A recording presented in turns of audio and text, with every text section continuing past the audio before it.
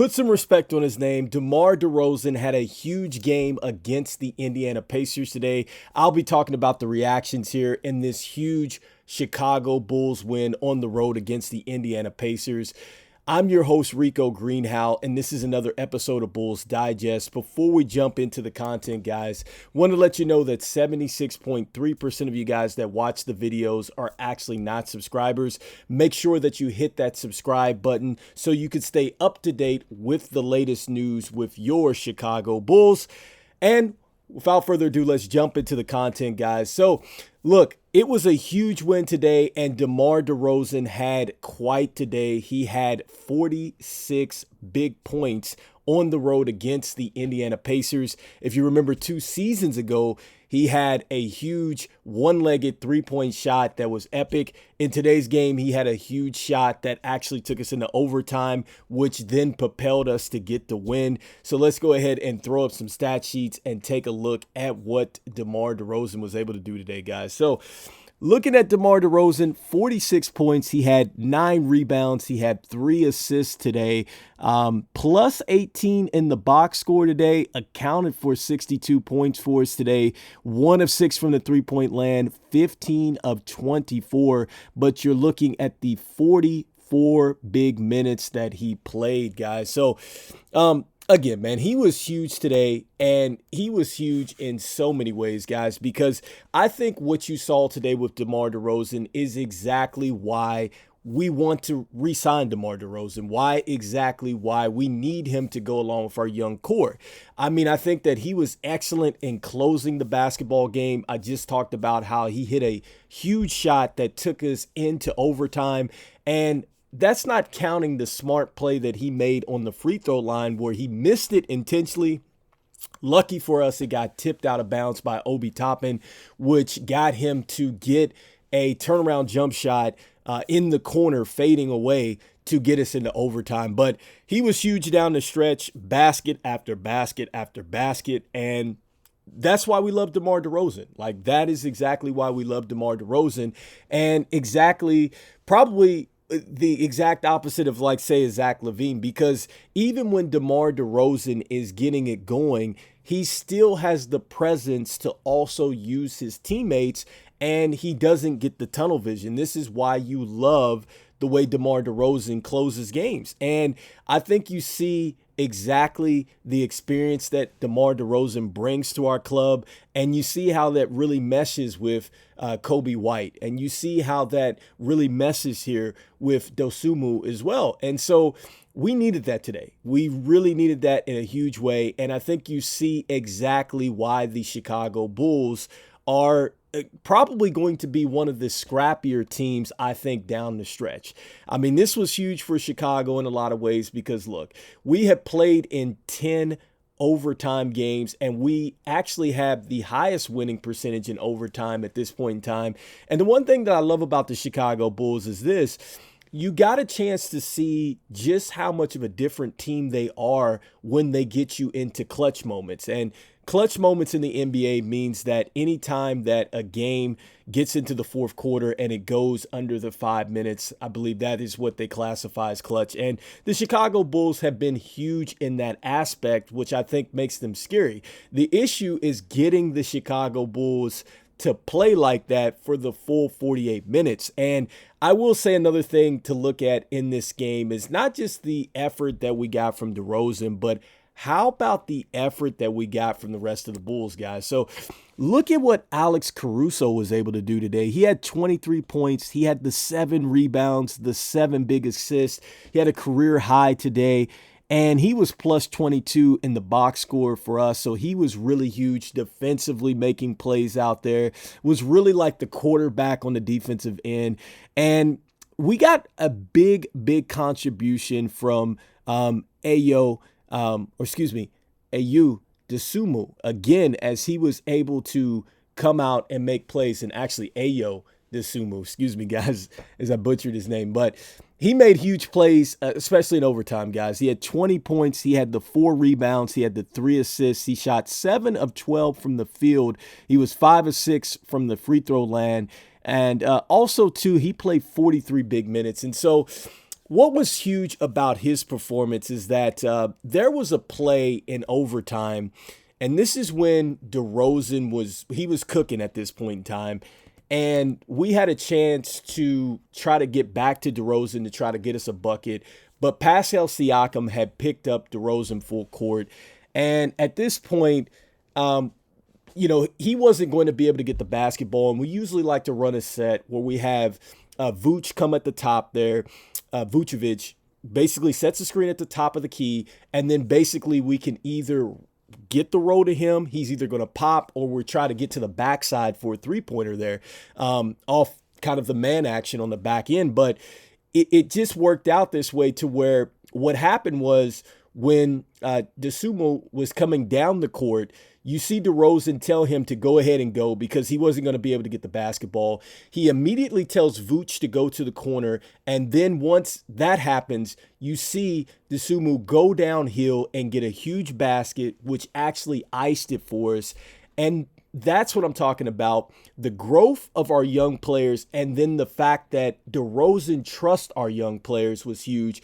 And look, I know Vooch didn't have a huge game. He had the 12 rebounds and then the 12 points. But in this particular play, I think you get a chance to see from a spacing standpoint. I know he's not very high in that category. He's actually one of the worst. But when it really counted, he made the correct play. And that's what I'm talking about with Chicago. When it comes down to it, they can make the correct plays when it counts. It's just, can we get them to essentially do this for the full 48 minutes, guys? And so one more thing too, just kind of looking at the stat sheets and looking at what they were able to do defensively to the Pacers, I think that that's worth pointing out as well, guys. So if you look here at what they were able to do with, say, Tyrese Halliburton here, and so yes, I know he had the 14 assists and he had the 17 points, but you look there at the 6 of 13 from the field,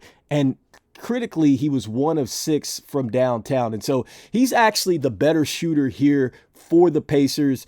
And I think that we did a terrific job with actually taking the ball out of his hands and really making it uncomfortable for him. Now, even though he turned into a major distributor in this game, I think that that's why you see that Miles Turner was able to get the 27 points. He was actually huge for the Pacers. He did shoot 5 of 8 from the three-point land. And because we took Halliburton away, he had to make those plays. And I thought that he did a great job, and that was a terrific job from a game planning standpoint. So that was terrific for what Billy Donovan was able to do by saying, hey, the Pacers have got to do something other than use Halliburton to beat us. I do like what McConnell did off the bench for the Pacers. I thought that he was pretty feisty, really playing the passing lanes and things like that. Actually made it difficult for us to get inbounds passes. I thought that Jace Walker played pretty well too. Remember, he was a talented rookie coming out of the University of Houston. He had 10 points, and you could see exactly why he is going to be a talented player in this league at some point, the way he was able to shoot the basketball. Shifting focuses back to what we did. I love what Craig did off the bench, the 10 points, the 5 rebounds, and 2 assists in this game.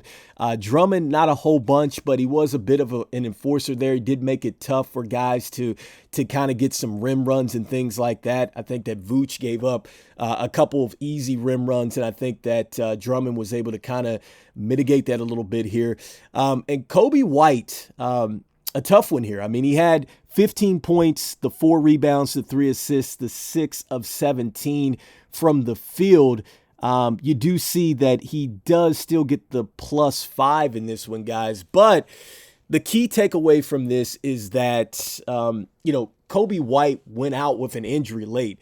We had a chance to actually win the game in regulation. He's going up for a layup. Pascal Siakam blocks the shot. He gets rolled up on, and it was it looks kind of gruesome the way he fell down on his hip. He was able to walk off the court, and I believe Casey Johnson, who covers the Chicago Bulls, was basically saying that at this point he's going to need an X-ray. He's obviously going to have to take the MRI as well. And there's nothing that's really come out thus far other than he's not going to play tomorrow against the Clippers, which is understandable when you see it.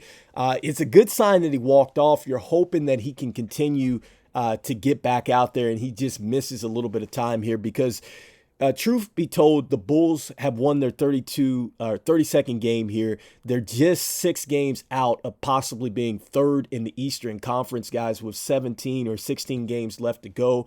And I agree with what was said earlier after the game that the Chicago Bulls are probably the scariest team in the Eastern Conference and a team that you don't want to see. I'm not saying that they are the Miami Heat or anything like that, but Miami last year en route to the finals, they were the scrappiest team in the NBA, in my opinion. And I think that Chicago has a real path here. If they can get Coby White back and he can get healthy and they can just find anybody off the bench to just be consistent as a scorer and a defender here, they have a real chance of actually going further than just the play-in, and I think that they can actually get into a second round here. Maybe they luck up and get into the third because, look, at the top of the Eastern Conference, I get it with Boston. They are at the top of the East, and they're probably likely going to get back to the finals or get to the finals, this year. And I just think that they're an injury away. Milwaukee, to me, has been inconsistent. Defensively, they can't stop a runny nose. And then the Sixers, with the injuries to Joel Embiid, Tyrese Maxey has slowed down quite a bit. I don't think that they're necessarily the threat that they were before. And I think the Knicks can be had. Even though that they do play tough defense, they're going to have to get Julius Randle up to speed. And if they lose OG Anunoby, they're kind of an up and down team too as well. So I think that Chicago can get in here, and I feel like if they can get a team into the fourth quarter, if they can get them into clutch time, Chicago can walk out of your arena with a win, and that's huge. And I think we have the best closer in basketball with DeMar DeRozan, in my opinion. And I think statistically it shows as well that right now, DeMar DeRozan is leading the NBA in overtime points with 53. He's only behind Giannis and De'Aaron Fox for points in clutch minutes as well. So this guy is making it happen, and Chicago should be very excited. And I think this is why we're okay moving away from Lavine, because I think now the front office is realizing that we don't necessarily need to get a superstar. We just need players to go around this guy along with our young talent, and we're going to be in a good situation.